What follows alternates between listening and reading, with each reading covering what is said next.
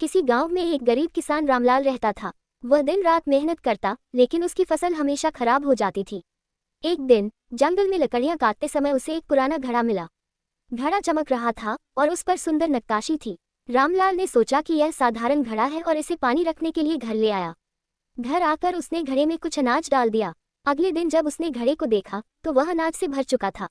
रामलाल हैरान रह गया। उसने फिर घड़े में कुछ और सामान रखा और अगली सुबह वह घड़ा उसी सामान से भर गया।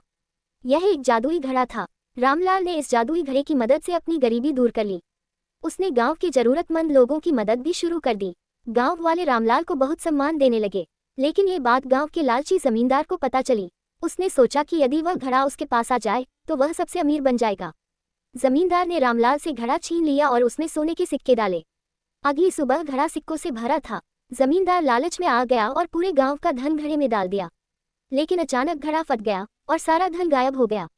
जमींदार खाली हाथ रह गया। रामलाल ने सिखाया कि जादुई घड़ा हो या जीवन, उसकी खूबसूरती दूसरों की भलाई में है, न कि लालच में। इस घटना के बाद गांव में सुख शांति